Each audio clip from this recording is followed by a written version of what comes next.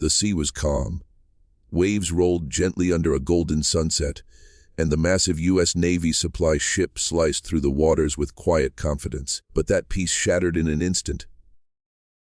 Out of the haze, like shadows crawling out of nowhere, 31 pirate boats emerged at once, surrounding the ship from every direction. Engines roared, gunfire cracked, and what was supposed to be just another supply run suddenly became a nightmare of survival.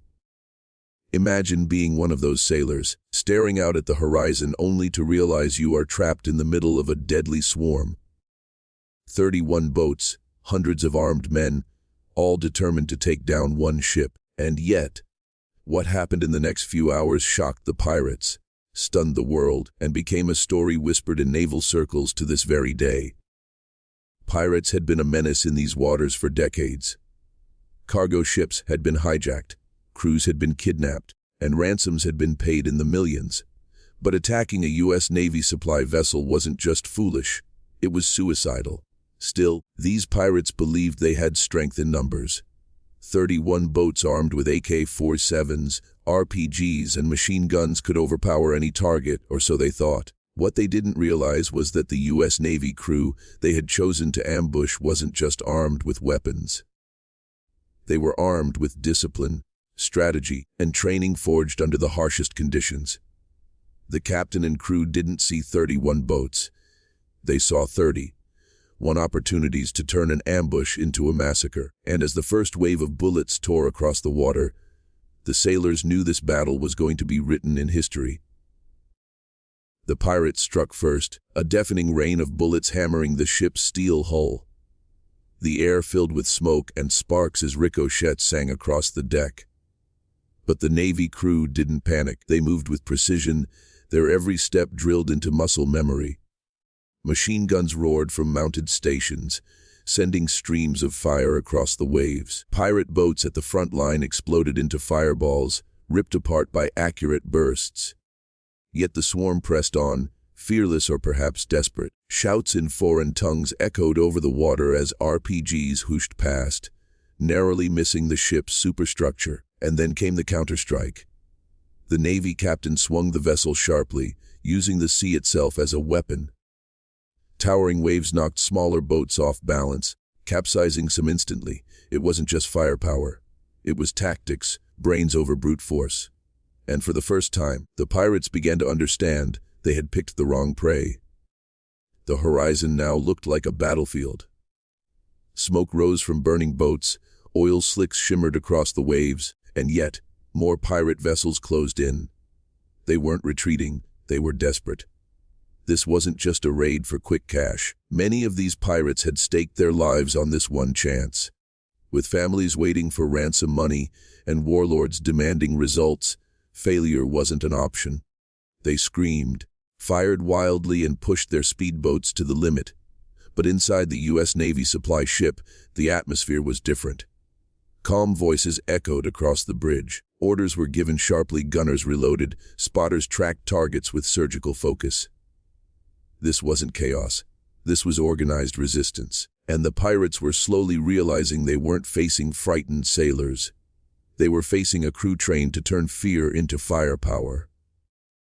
As the pirates drew dangerously close, the captain ordered the crew to deploy something most of the attackers had never seen before: defensive countermeasures that were designed not just to kill, but to cripple. First came the LR-8, the long-range acoustic device. A shrill, brain-shaking blast tore across the sea. Pirates dropped their weapons, covering their ears, some collapsing in agony. Then came water cannons, firing torrents strong enough to knock men straight off their boats. But the deadliest tool was still the Navy gunners themselves. Instead of spraying bullets into the air, they aimed directly for engines. One by one, pirate boats sputtered, smoked, and went dead in the water.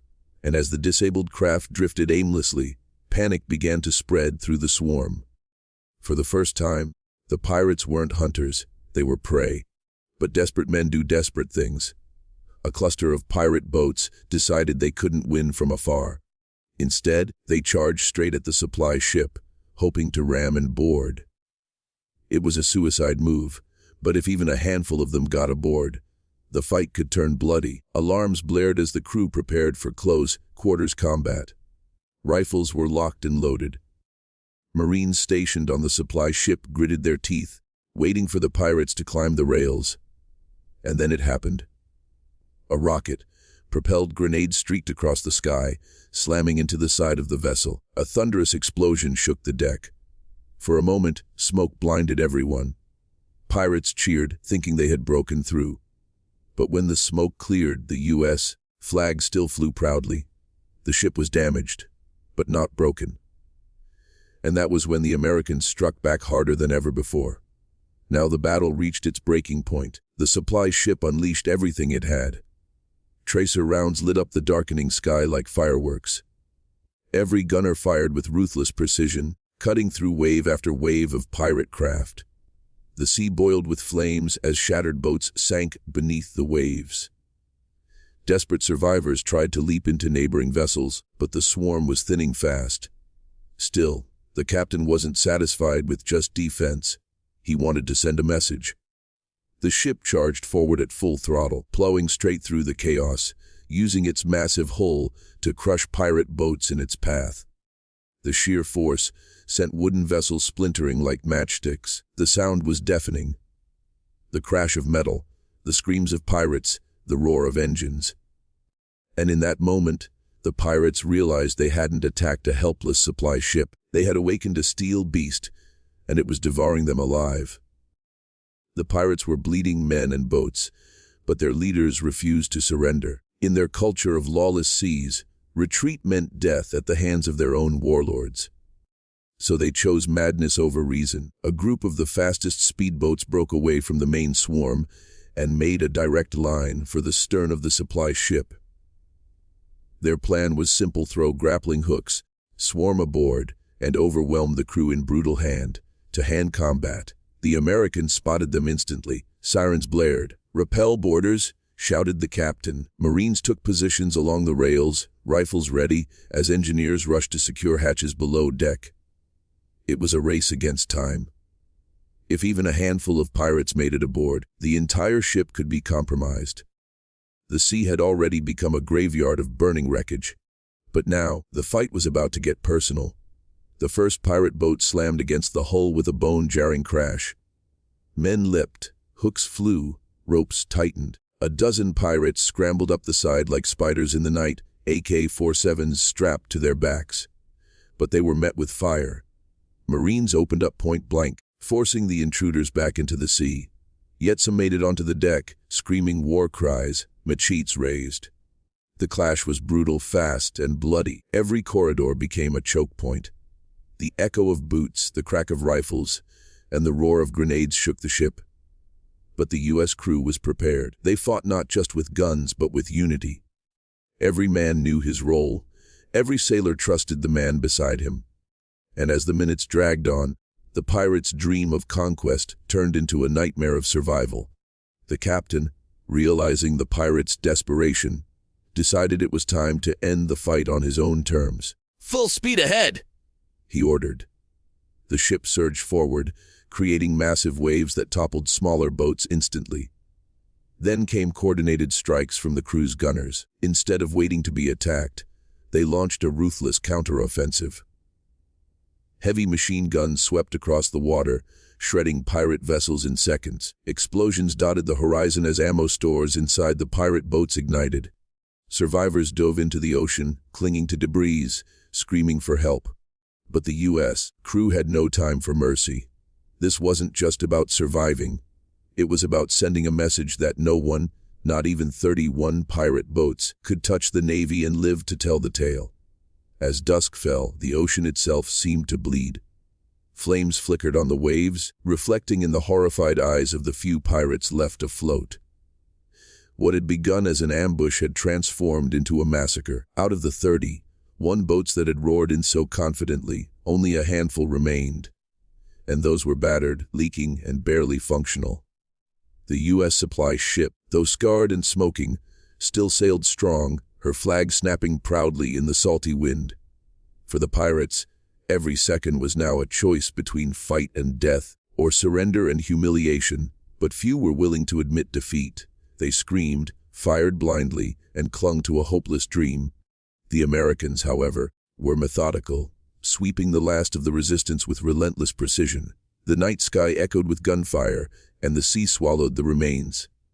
Then, suddenly, it was over. The final shots rang out, and the last pirate vessel slipped beneath the waves, leaving only floating wreckage and oil fires dancing on the horizon.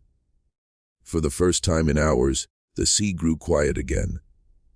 The crew of the U.S. Navy supply ship stood on deck, smoke rising from their weapons, sweat dripping from their brows, hearts pounding in their chests. They had faced impossible odds, 31 boats, hundreds of armed men, and emerged not only alive, but victorious. Radio transmissions crackled with confirmations. Reinforcements were on their way. The captain looked over his exhausted but unbroken crew and gave a single nod. They had survived the swarm, and in doing so, they had written their names into naval history forever. The crew walked the deck, stepping carefully around shell casings and shattered glass. The smell of gunpowder still hung heavy in the air. Below them, the ocean was littered with burning debris and the wrecks of pirate boats. Bodies floated silently, some clinging to life, others claimed by the sea. The captain ordered searchlights to sweep the water, not to save the enemy, but to ensure no pirate lurked in the shadows. For hours, these sailors had lived on the edge of death. Now, standing beneath a sky painted with smoke and fire, they realized just how close they had come to losing everything, and yet they had held the line. Against 31 boats, against hundreds of attackers, the supply ship had stood unbroken. News of the battle spread quickly. By the time reinforcements arrived, the story was already echoing across military channels. Admirals in distant command centers stared in disbelief as reports came in. One supply ship, ambushed by 31 pirate boats, had not only survived but annihilated its attackers. It was more than a victory. It was a statement. The U.S. Navy was untouchable, its sailors unbreakable. Piracy had thrived on fear, on easy targets, on helpless crews. But after this, the oceans would never feel the same for the pirates. They had awakened a beast, and the world had seen what happened when that beast was provoked. Victory, however, had come at a price. The supply ship bore scars of battle. Blackened hull, shattered windows, and twisted metal along its decks. Some sailors were wounded, carried below deck for treatment, their uniforms stained with blood and sweat. The crew mourned those who had fallen, even as they celebrated survival. War on the open sea was never clean. Every victory left ghosts behind. And yet, within that pain lay pride, because they knew their sacrifice had saved not just a ship, but a symbol. If this vessel had fallen, it would have emboldened piracy worldwide. Instead, the blood spilled on that day ensured countless future sailors could sail safely beneath the American flag. Amidst the wreckage, not all pirates perished. A handful, clinging to debris, were pulled from the water by Navy sailors. Shackled and trembling, they were dragged aboard. Their eyes told the story: fear, disbelief, and broken pride. These men had expected easy prey. Instead, they had seen their comrades destroyed, their fleet obliterated, their confidence shattered. For the U.S. crew, it wasn't about mercy. It was about intelligence. These prisoners would speak, and their words would echo back to the pirate strongholds, carrying a message far louder than any gunfire. Attacking the U.S. Navy meant certain death. In the quiet after battle, the captain stood alone on the bridge, gazing out at the smoldering horizon. He replayed the clash in his mind, the roar of guns, the screams of enemies, the shockwave of explosions. He knew history would record this as a victory, perhaps even a legend. But for him, it was more personal. Every order he gave carried the weight of lives. Every choice had determined who lived and who died. And in the silence of the night, he whispered a vow as long as he commanded. No man under his watch would fall to lawless seas. This wasn't just duty. This was a promise. Back in pirate havens, whispers spread faster than fire. Survivors returned broken, haunted by the memory of thunderous guns and burning waves. Warlords demanded answers. How could 31 boats fall to one ship? How could numbers mean nothing against the Americans? Fear seeped into their ranks. What was once arrogance turned into hesitation. Ships that had once prowled freely now thought twice before raising their weapons against vessels flying the stars and stripes. The battle had reshaped the rules of the ocean. Piracy had thrived on easy prey, but the age of easy prey was over. For the U.S. Navy, the battle was more than a skirmish. It became a legend. Training academies retold it as an example of discipline under pressure.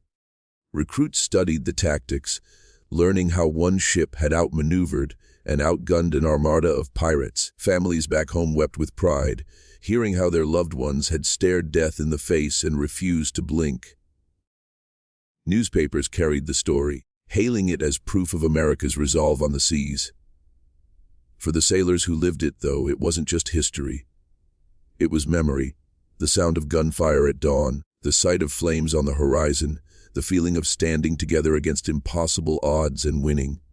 And so, the story of the 31 pirate boats and the lone U.S. Navy supply ship lives on.